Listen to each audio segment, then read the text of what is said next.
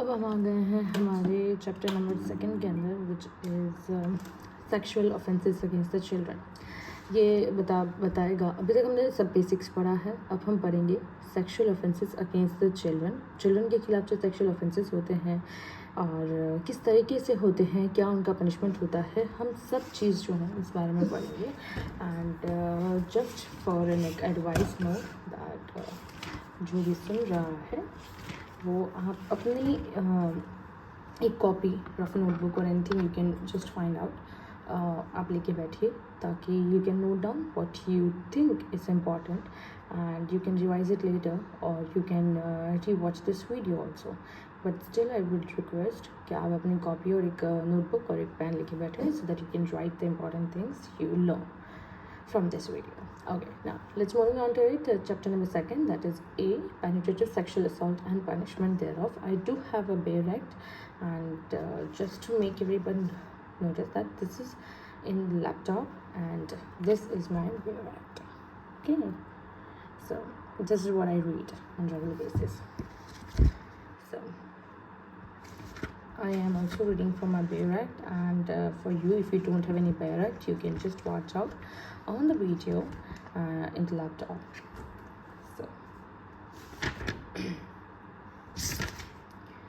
So now A, penetrative sexual assault and punishment thereof. It's very easy to learn the index of this act because सब कुछ step wise चलेगा।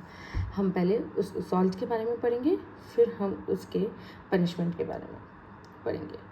सो you know, and then उसके बाद उसका aggravated part पढ़ेंगे, फिर then punishment के बारे में पढ़ेंगे। एग्रीवेटेड का मतलब होता है, एक तो होता है कि एक से असॉल्ट किया, उसके बाद उसकी पनिशमेंट के बारे में, उसके बाद उसको उस असॉल्ट को भयंकर माना गया, कब माना गया, क्यों माना गया, एंड देन उस भयंकर असॉल्ट के क्या कहते हैं ना, पनिशमेंट के बारे में पढ़ेंगे। Let me make it clear, ये चारों चीज़ें एक ही टॉपिक पे होगी। तो अगर थर्ड सेक्शन जो है वो पेनिट्रेटिव सेक्सुअल असॉल्ट के बारे में है, तो फोर्थ उसके पनिशमेंट के बारे में हुआ, फिफ्थ हुआ aggravated penetrative sexual assault and sixth हुआ उसके पनिशमेंट के बारे में। Very clear. सो इससे हमारा जो इंडेक्स है इस एक्ट का बहुत इजी होगा याद करना, वंस यू स्टार्ट नोटिसिंग कि पहले क्या आएगा। तो सबसे पहले जो हम पढ़ रहे हैं असॉल्ट, वो सबसे ज़्यादा भयंकर असॉल्ट है। उसका भयंकर पार्ट हम बाद में पढ़ेंगे, पर ये वाला जो है सबसे हीनियस वाला जो सेक्सुअल असॉल्ट होता है वो यही होता है, that is penetrative sexual assault. अगर आम शब्दों में बोलो तो that is to penetrate into the body के अंदर जाना। That's what it means. Okay. Section number 3, penetrative sexual assault. A person is said to commit the penetrative sexual assault if he penetrates his, clause A, he penetrates his penis to any extent into the vagina, mouth, urethra or anus of a child or makes the child to do so with him or any other person. ये कहता है कि कोई भी penetrative sexual assault वो होता है जब कभी भी इंसान ने, clause A, penetrate किया है अपने पेनिस को किसी भी एक्सटेंट, कहाँ तक गए हो इट डजेंट मैटर, वजाइना के अंदर, माउथ या यूरेथ्रा, एनस के अंदर बच्चे के, या बच्चे को ऐसा करने को कहा गया, करवाया बच्चे से। तो clause B, if he inserts to any extent any object और पार्ट ऑफ द बॉडी और not being the penis into the vagina, the urethra और the anus of the child और makes the child to do so with him और any other person. ये कहता है कि या तो वो कोई भी तरह का ऑब्जेक्ट यूज़ करता है, नॉट द पेनिस, बट कोई ऑब्जेक्ट यूज़ करता है उस बॉडी पार्ट के अंदर इंसर्ट करने के लिए। किस एक्सटेंट तक जाएगा, there is no question about it. अगर आपने इंसर्ट किया है that means penetrative sexual assault है। किस एक्सटेंट तक गया है ये कोई मतलब पनिशमेंट तय करते वक्त शायद नोटिस किया जा सकता है कि किस हद तक आपने उसको हर्ट कर लिया, but once you have inserted that means section 3 लगेगा ही लगेगा। ठीक है। आप बच्चे की वजाइना, यूरेथ्रा, एनस या चाइल्ड के जाते हैं, इंसर्ट किया जाता है, या बच्चे को ऐसे करने को कहा जाता है किसी भी इंसान के ऊपर। यहाँ पे इंसान लिखा गया है, which also includes a child. अगर चाइल्ड को कोरेट किया जाता है, किसी को ज़बरदस्ती की जाती है चाइल्ड से चाइल्ड को करने के लिए, तो भी वो इसी सेक्शन के तहत आएगा। Not always adult and a child, it's really a question mark कि क्या सिर्फ बच्चे और बड़े की बात हो रही है? नहीं, ये हम जब बात करते हैं विक्टिम और डिफ़ॉल्ट की, वहाँ पे चाइल्ड वर्सेस चाइल्ड भी हो सकता है। ठीक है।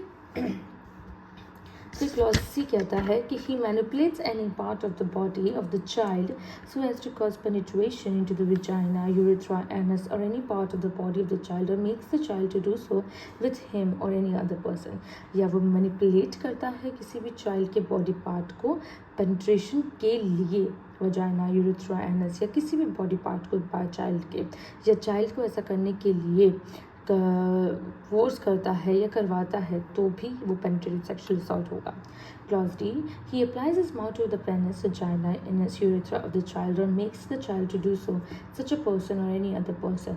या फिर वो अपना माउथ जो है इन पार्ट्स पे लगाता है या बच्चे को लगाने को फोर्स करता है या बच्चे से करवाता है, तो भी वो पेनिट्रेटिव सेक्सुअल असॉल्ट में ही आएगा। तो ये 4 क्लॉजेस है। फर्स्टली वो हिमसेल्फ इंसर्ट्स और चाइल्ड से करवाता है। सेकेंडली कोई ऑब्जेक्ट इंसर्ट किया जाता है या करवाया जाता है बच्चे से। थर्डली मैनिपुलेट किया जाता है पेनिट्रेशन के लिए किसी भी बॉडी पार्ट को या करवाया जाता है बच्चे के द्वारा।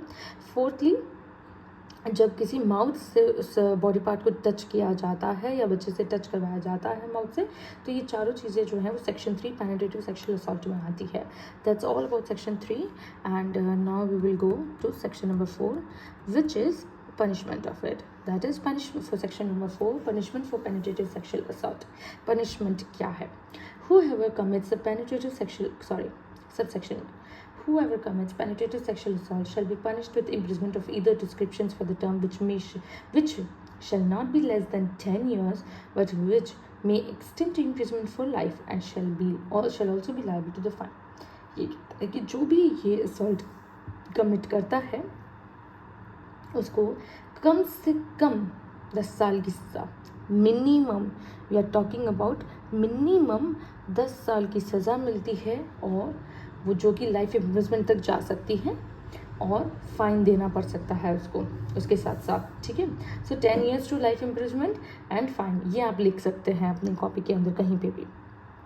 ठीक है, subsection 2, whoever commits penetrative sexual assault on a child below 16 years of the age shall be punished with imprisonment for the term which shall not be less than 20 years but which may extend to imprisonment for the life, which shall mean imprisonment for the remainder of the natural life of that person and shall also be liable to the fine। अब ये कहता है कि जो भी ये penetrative sexual assault किसी बच्चे के ऊपर करता है, हम ये पूरा एक्ट बच्चे पे पढ़ रहे हैं, तो ये स्पेसिफाई किया गया है 16 साल से छोटे बच्चे के लिए अगर करता है, तो मतलब फर्स्ट क्लॉज किस पे लागू हो रहा है? वो लागू हो रहा है 16 साल से 18 साल के बच्चों के लिए। ठीक है, अब सेकंड क्लास किस पे लागू हो रहा है? 16 साल से नीचे के बच्चों पे किया जाता है ये एक्ट, कानून अपराध किया जाता है, तो उसको मिनिमम जो सज़ा है वो 20 साल तक की मिलेगी, और जो एक्सटेंड किया जा सकता है इम्प्रिजमेंट फॉर द लाइफ। और जब हम यहाँ बात करते हैं ना, जब भी हम इम्प्रिजमेंट फॉर द लाइफ की बात करते हैं तो जनरली जो बात होती है वो 14 साल तक की होती है, पर यहाँ पे क्लियरली मेंशन किया गया है which shall mean imprisonment for the years for the reminder of the natural life of that person. पर यहाँ पे क्लियरली मेंशन किया गया है कि जब तक वो जिंदा है उसकी बची कुची ज़िंदगी सारी जेल में ही निकलेगी, and shall also be liable to the fine, और उसको फाइन भी पे करना पड़ेगा। Very clear. फिर sub clause 3, that is subsection 3, the fine imposed under subsection 1 shall be just and reasonable and paid to the victim to meet the medical expenses and rehabilitation of such a victim। ये कहता है कि जो fine impose किया जाएगा subsection 1 के तहत वो जस्टिफाइबल होना चाहिए, रीजनेबल होना चाहिए, और विक्टिम को ही पे किया जाएगा, वो मतलब विक्टिम को दिया जाएगा ताकि वो अपने मेडिकल एक्सपेंसेस को मीट कर सके और वो अपना वापस से अपनी ज़िंदगी की शुरुआत कर सके। ठीक है ना, उस विक्टिम को दिया जाएगा बेसिकली, सबसेक्शन 3 कहता है। फिर आता है इसी के अंदर सबसेक्शन 3 कहता है, तो इसी के साथ हमारा जो पेनिट्रेटिव सेक्सुअल असॉल्ट है वो कंप्लीट होता है, जिसको हम पढ़ते हैं सेक्शन 3 और सेक्शन 4 में। Now you can write about that section 3 is penetrative sexual assault, that is PSA, and section 4 is punishment, right? Punishment is of 2 kinds। अगर चाइल्ड 16 साल से छोटा है, बिलो का है, तो मिनिमम 2 साल की सज़ा होगी और लाइफ इम्प्रिजमेंट होगी एंड फाइन होगी। और लाइफ इम्प्रिजमेंट का मतलब हो गया है यहाँ पे टिल नेचुरल डेथ, तब तक वो रहेगा, बच्चे की सारी ज़िंदगी उसने जेल में ही बितानी है। और अगर 16 साल से 18 साल के ऊपर का होता है तो मिनिमम 10 साल की सज़ा, लाइफ इम्प्रिजनमेंट और फाइन के जो है ये सज़ा होती है। तो 2 तरह की पनिशमेंट है। क्लॉज 1 जो है वो बताता है 16 से 18 की, और क्लॉज 2 जो है वो 16 से नीचे साल के बच्चों की बताता है। बात सॉरी क्लॉज नहीं है, सब सेक्शन से बताता है। और सब सेक्शन 3 जो है वो फाइन के बारे में बताता है, जो विक्टिम को पे किया जाता है। या आप कॉपी में लिख सकते हैं। And if you want notes just comment below.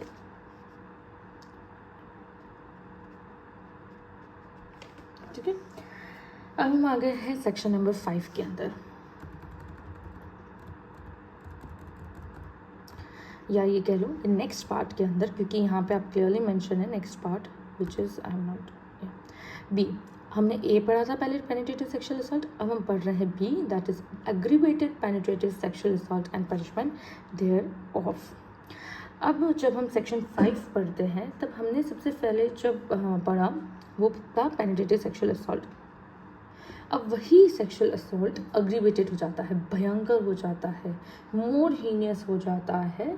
कब उसकी इम्पोर्टेंस और गहरी हो जाती है, कब हो जाती है, जब कभी भी ये पॉइंट्स मीट कर जाते हैं। हम जो ये पॉइंट्स पढ़ेंगे, अगर ये सारे पॉइंट्स में से कोई एक भी पॉइंट मौजूद हो गया किसी केस में, तो वो penetrative sexual assault, there are many words, जो पेनिट्रेटिव सेक्सुअल असॉल्ट है वो अग्रीवेटेड पेनिट्रेटिव सेक्सुअल असॉल्ट बन जाएगा।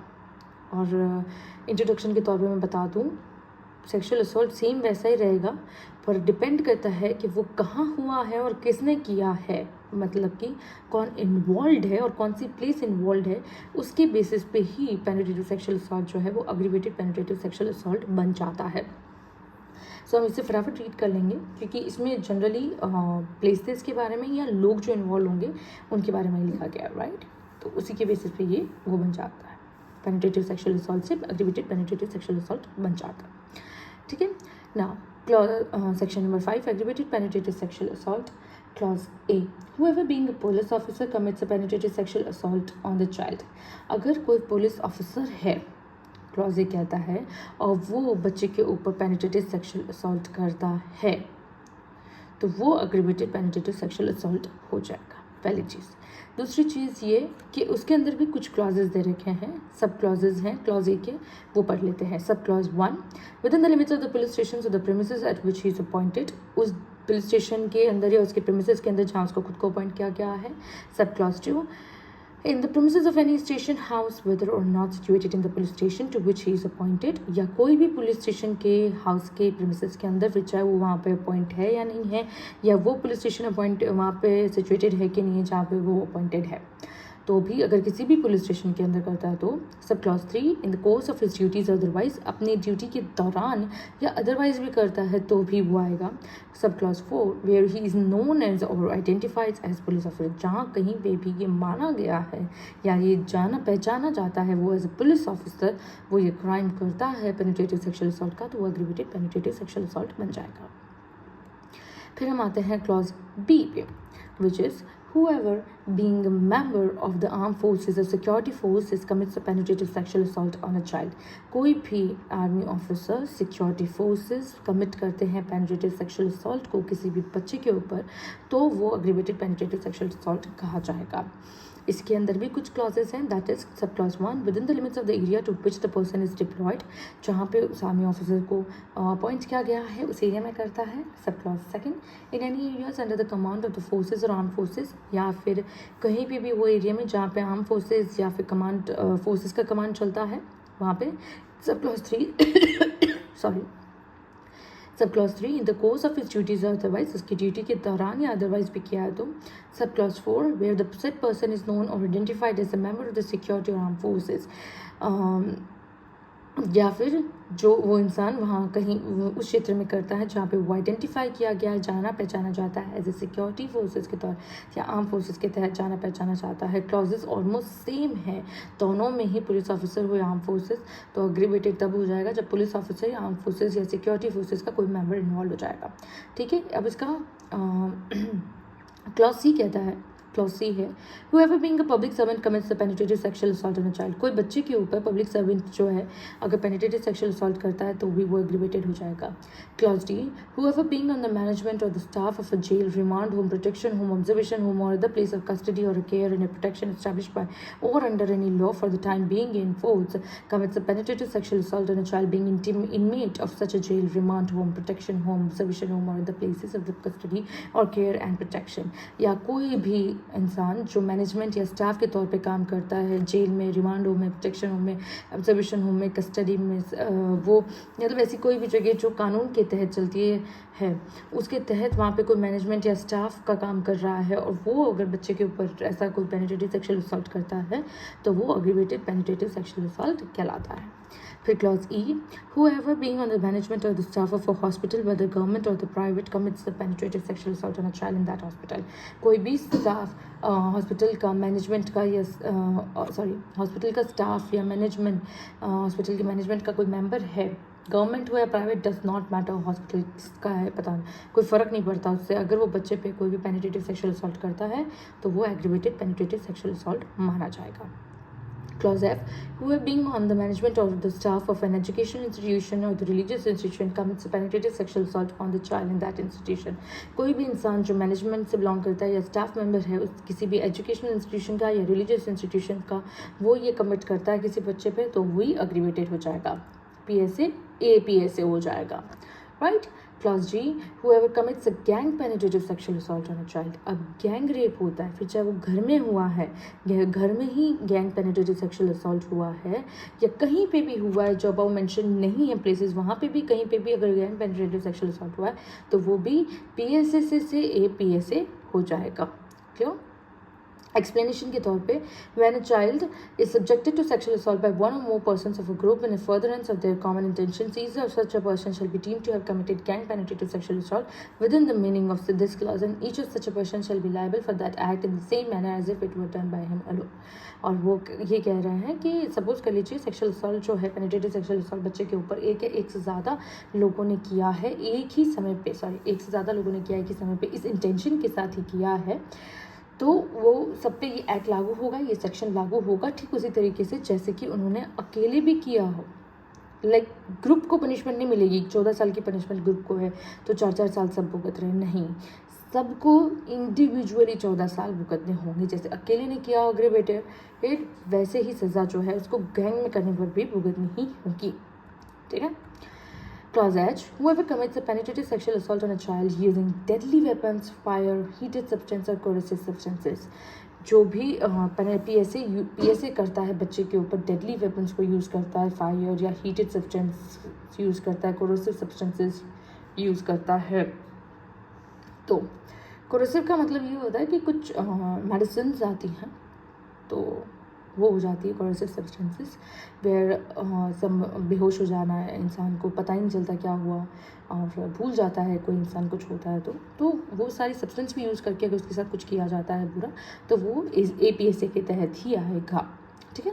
Clause I, whoever commits a penetrative sexual assault causing grievous hurt or causing bodily harm and injury or injury to the sexual organs of the child, जो PSA commit करता है जिसकी वजह से बच्चे के ऑर्गन्स को, सेक्शुअल ऑर्गन्स या कोई भी बॉडी पार्ट को ग्रेवियस हर्ट होता है, बहुत भयंकर नुकसान पहुंचता है, इंजरी होती है, तो वो APSA बन जाएगा।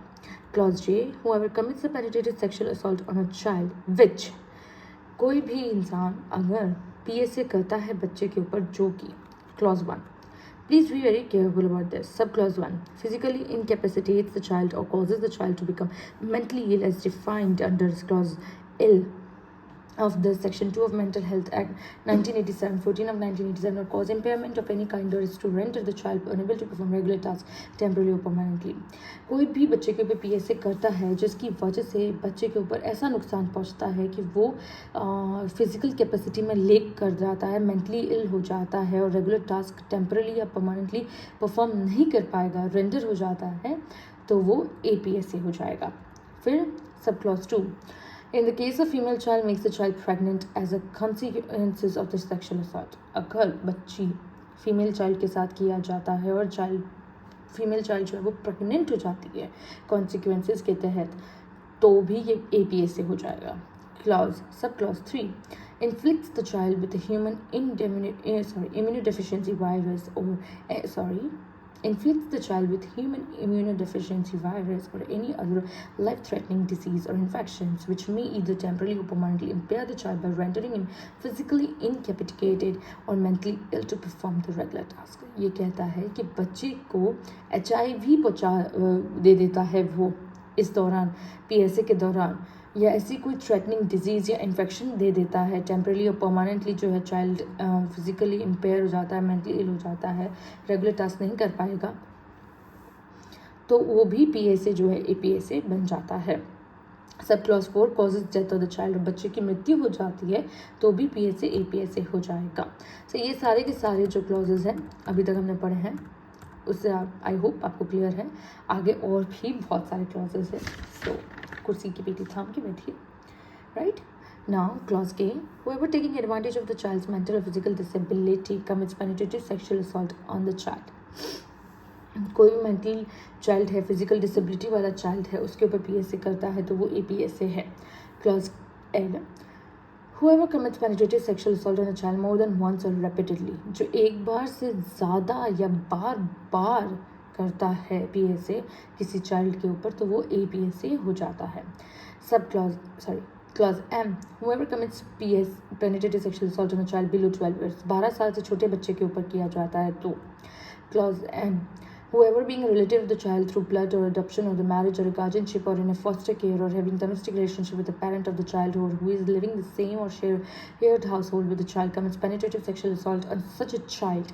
ये कहता है कि जब कोई भी बच्चा ब्लड के थ्रू वो इंसान कमिट करे ये क्राइम PSA का बच्चे के ऊपर जो ब्लड अडॉप्शन या मैरिज या गार्जियन के तहत रिलेटेड हो उस बच्चे से, फॉस्टर केयर में, डोमेस्टिक रिलेशनशिप में हो, शेयर करता हो सोल, किसी भी वजह से एक घर के छत के नीचे रहता हो और वो PSA जब बच्चे के ऊपर करेगा तो वो APA से हो जाएगा, क्योंकि अगर उसको सिक्योरिटी घर पे ही नहीं मिलेगी तो कहाँ मिलेगी, इसलिए वो अग्रीवेटेड में आ जाता है PSA।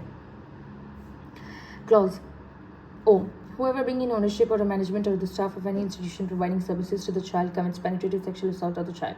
कहता है कि कोई भी ऐसी इंस्टीट्यूशन जो बच्चों के लिए सेवाएं प्रोवाइड करता है, सेवाएं प्रोवाइड करवाते हैं, उनके अंदर से ओनरशिप से, मैनेजमेंट से या स्टाफ से कोई भी ऐसा काम कर लेता है तो वो APA से होता है।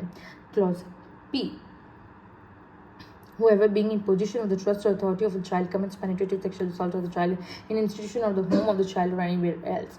जो ट्रस्ट या अथॉरिटी के तहत बच्चे को छोड़ के जाते हैं किसी के पास और वही इंसान बच्चे के ऊपर कोई कमिट कर लेता है ऐसा काम इंस्टीट्यूशन में या घर पे तो वो APA से हो जाता है। Clause Q, whoever commits penetrative sexual assault on a child knowingly the child is pregnant, बच्चा प्रेग्नेंट है ये जानते हुए उस बच्चे के साथ PSA किया जाए तो वो APA से होता है। Clause R, whoever commits a penetrative sexual assault on a child intends to murder the child, PSA किया जाता है बच्चे के ऊपर और उसका मर्डर करने की कोशिश की जाती है तो वो APA से हो जाता है। क्लॉज S, हमने ऑलरेडी पढ़ा है कि क्लॉज नंबर J के अंदर सब क्लॉज 4 के अंदर की causes death of a child, right. अब हम कहाँ थे? Clause S, whoever commits penetrative sexual assault on a child in the course of communal or sectarian violence or during any natural calamity or any similar situation, और जब कभी भी communal violence हो रहा होता है यानी कि वॉर के दौरान या फिर आपदा के दौरान ऐसा किया जाए बच्चे के साथ तो वो APA से होता है। Clause T, whoever commits a penetrative sexual assault on a child and who has been previously convicted of having committed any offense under this act or any social offense punishable under any other law for the time being in force, और ये कहता है कि जब कभी भी कोई इंसान ऑलरेडी ये काम कमिट कर चुका है, उसको कन्विक्ट किया जा चुका है और फिर से वो ये काम करता है बच्चे के ऊपर PSA का तो वो अब APA से बन जाएगा। ठीक है। Clause U, whoever commits penetrative sexual assault on a child and makes the child to strip or parade naked in public, जो भी PSA बच्चे के साथ करता है और फिर बच्चे को वो नंगा बेसिकली नेकेड पब्लिक में परेड करवाते हैं या नंगा किया जाता है पब्लिक के बीच में तो वो APA से कहलाता है। Is set to commit aggravated penetrative sexual assault. तो ये सारे क्लॉजेज जो है बताते हैं कि वो पेनिट्रेटिव सेक्शुअल असॉल्ट होंगे। तो अभी तक हमने जितने भी क्लॉजेज पढ़े हैं अगर आप इनको शॉर्ट में अगर मैं बताना चाहूँ तो पहली चीज़ ये, जब भी कोई पुलिस ऑफिसर इन्वॉल्व हो, आर्म फोर्सेज इन्वॉल्व हो, so sorry for the inconvenience, जब भी कोई भी आर्म फोर्सेस इन्वॉल्व हो या फिर पुलिस ऑफिसर इन्वॉल्व हो, वहाँ की हम बात करते हैं, या फिर कोई भी पब्लिक प्रॉपर्टी पे किया जाता है, whether it is educational institution, hospital है, टेम्पल है, रिलीजियस है, या कोई भी पब्लिक प्रॉपर्टी है वहाँ किया जाता है, या फिर उसका मर्डर किया जाता है बच्चे का, या उसको बैडली इंजर किया जाता है, या उसके ऐसे रिलेटिव के द्वारा किया जाता है जिस पर चाइल्ड उनके भरोसा कर सकते हैं, पेरेंट्स उनकी भरोसा कर सकते हैं, which also includes the parents also, ऐसी जगह किया जाता है। और नॉर्मल चाइल्ड के साथ, अब नॉर्मल चाइल्ड के साथ किया जाता है, या डिसेबिलिटी वाले चाइल्ड के साथ किया जाता है, या अटेम्प्ट टू मर्डर किया जाता है, या बार बार किया जाता है। तो ये सारी चीज़ें जो है, या पब्लिक में उसको दर्शाया जाता है कि लो देखो इसके साथ हुआ है, बेसिकली मजाक उड़ाया जाता है उसका, तो वो सारी चीज़ें जो हैं एक PSA को अग्रीवेटेड PSA बना देती हैं। I hope it is very clear with everybody. हम इसको सीरीज वाइज याद करना, it's not that difficult, neither that easy, but still हम पॉइंट्स तो याद रख ही सकते हैं कि क्या क्या चीज़ें PSA से APSA बनने में हो सकती है। तो हम खुद से भी लिख सकते हैं एक बार के लिए, if you forget the series it's okay, but you should know what it includes, because आपको अगर MCQs करने हैं तो आपको मीनिंग तो पीछे आना ही चाहिए, राइट। नाउ सेक्शन नंबर 6, जैसे कि मैंने पहले कहा था, सेक्शन नंबर 6 पनिशमेंट के बारे में ही बताएगा। So section number 6, punishment for the aggravated penetrative sexual assault. Subsection 1, whoever commits aggravated penetrative sexual assault shall be punished with rigorous imprisonment for the term which shall not be less than 20 years, but which may extend to imprisonment for life, which shall mean imprisonment for the remainder of the natural life of that person, and shall also be liable to the fine or with death. Subsection 2, the fine imposed under the subsection 1 shall be just and reasonable and paid to the victim to meet the medical expenses and rehabilitations of such a victim. अभी subsection 1 कहता है section 6 का कि जो भी एक crime करेगा, APSA commit करेगा, उसको रिगरस इम्प्रिजमेंट की दी जाएगी और 20 साल से मिनिमम 20 साल की सज़ा दी जाएगी, और उसके साथ साथ 20 साल से ज़िंदगी भर ताउम्र की सज़ा दी जा सकती है। ताउम्र मीन्स लिटरल, जब तक कि उसको नेचुरल डेथ नहीं हो जाती तब तक की सज़ा उसको मिल सकती है। उसके साथ साथ उसको फाइन भी पे करना पड़ सकता है, या फिर डेथ का यानी कि हैंग टू डेथ का पनिशमेंट भी दिया जा सकता है। अब सब सेक्शन 2 कहता है कि फाइन जो है वो रीजनेबल होना, जस्टिफाइबल होना चाहिए और विक्टिम को दिया जाना चाहिए ताकि वो अपने मेडिकल एक्सपेंसेस को मीट कर सके और नए सिरे से ज़िंदगी की शुरुआत कर सके। ठीक है, medical expenses are not always gynaecological, कभी कभी साइकोलॉजिकल भी होते हैं, एंड मैनी केसेस में साइकोलॉजिकल ज़्यादा एक्सपेंसेस होते हैं, तो वो भी होते हैं। सो राइट, तो all kind of medical expenses are included in this firstly. Secondly, यहाँ पे बहुत जनों को ये हो रहा होगा कि रिगरस इम्प्रिजनमेंट होता क्या है। रिगरस इम्प्रिजनमेंट में बहुत एक कन्फाइंड स्पेस में रखा जाता है, आपको ज़्यादातर अकेले रहना पड़ता है, लाइक बहुत सारे जने नहीं होते आपके साथ। एक तो आपकी जेल अलग से होती है, उसके ऊपर से आपको सज़ा के तौर पे जैसे पत्थर तुड़वाना, चक्की चलाना, ये जॉब जो दी जाती हैं वो डिफ़िकल्ट जॉब दी जाती है। जैसे कोल माइनिंग में जाना पड़ता है, कोल माइनिंग करवाते हैं उनको बांध के, या फिर उनको पत्थर तुड़वाए जाते हैं। तो बेसिकली जो अर्निंग की जो जॉब्स होती हैं जेल में, जो डिफ़िकल्ट जॉब्स होती हैं जैसे टॉयलेट वॉशिंग या जो गंदी जॉब्स जिनको हम जनरली लोग मानते हैं करना नहीं चाहते हैं, वो जॉब्स जो है वो इन इम्प्रिजनर्स को दी जाती हैं जिनको रिगरस इम्प्रिजमेंट दिया जाता है।